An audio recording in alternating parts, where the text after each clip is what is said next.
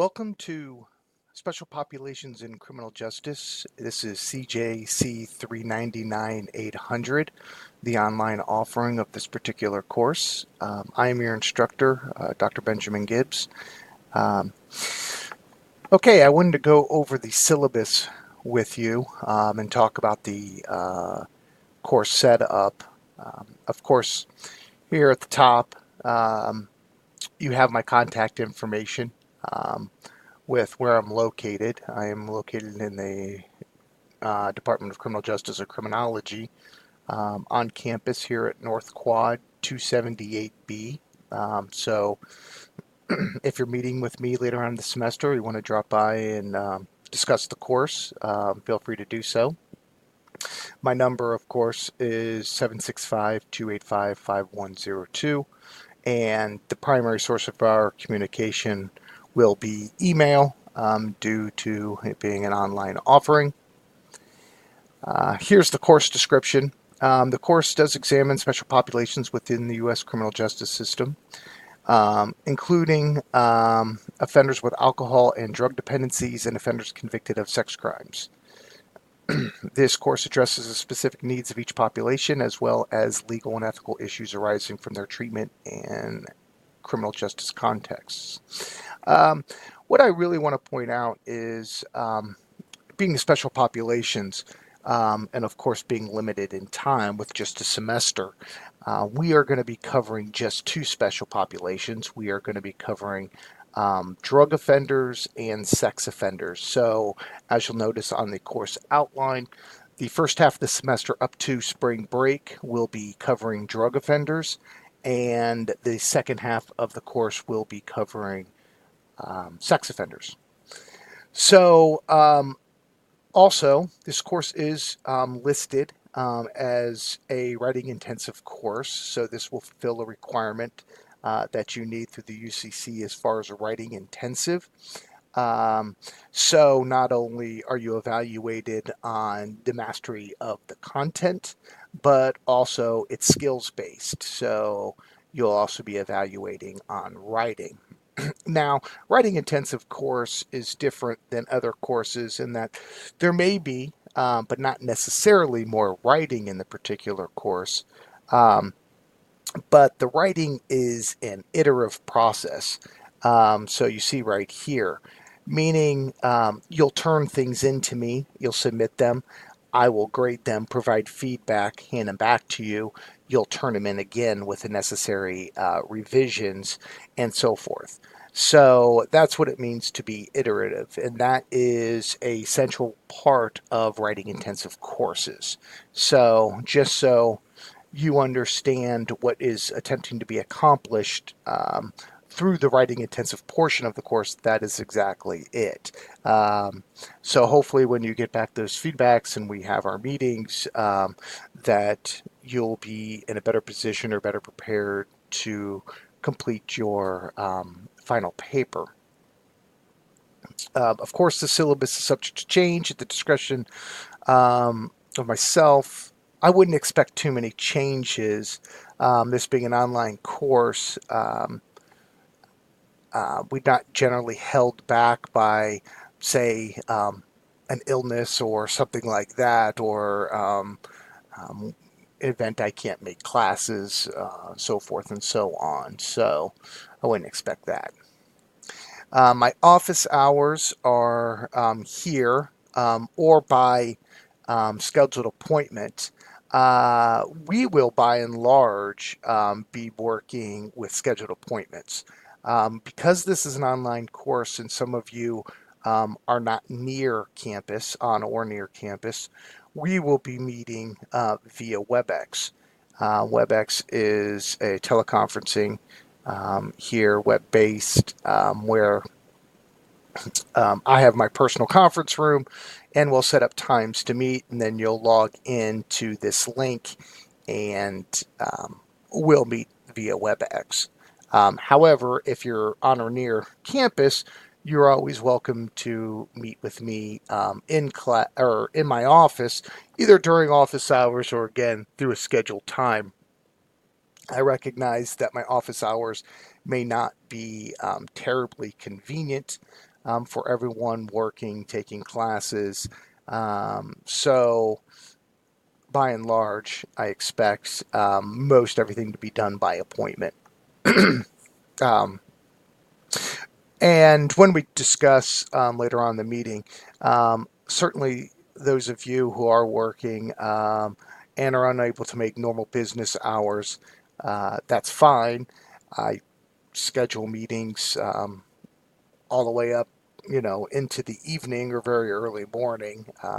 So don't concern yourself with that. I think last semester and meetings that I required for a different course, I was holding meetings at 9 o'clock at night. So it's not a big deal if that is your schedule and that's what you need.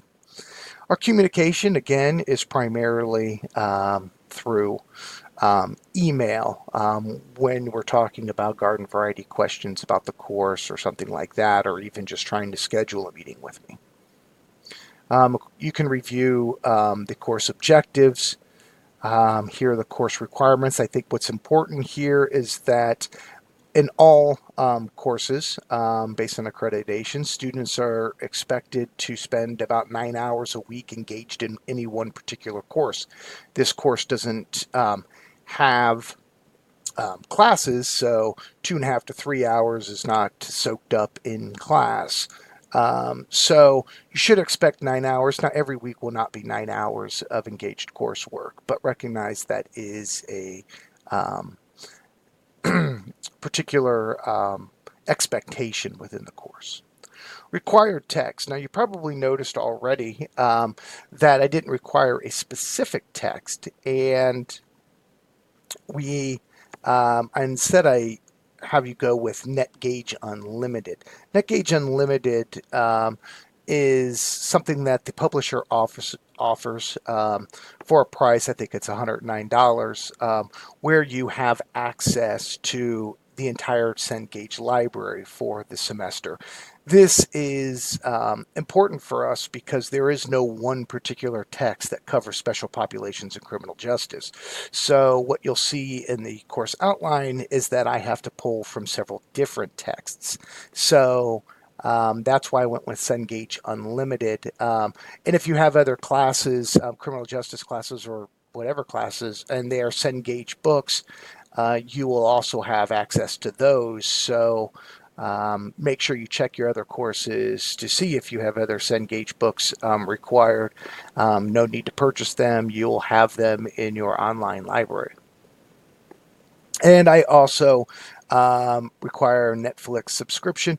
Many of you probably already have a Netflix subscription, but be sure to do so for at least the duration of the semester, because I have pulled documentaries from that medium, as well as YouTube, which I've embedded into our platform, and other areas like PBS Frontline.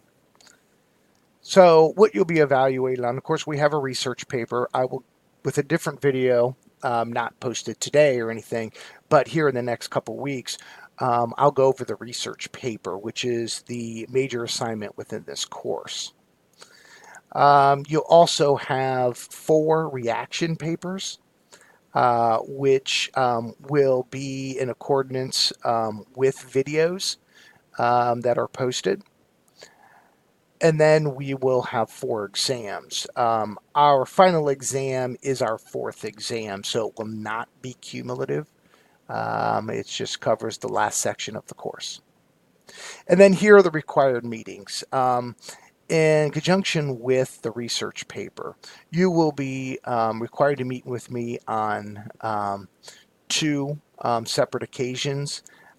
Again, this will be more clearly laid out for you when I get out the instructions requirements for the actual paper, but you'll be made to you're required to meet with me the first time when you submit your topic and reference list, and the second time after you submit your rough draft and I have been able to grade it, provide feedback. We'll go over that rough draft so you'll feel better situated to complete the final draft of your particular research paper.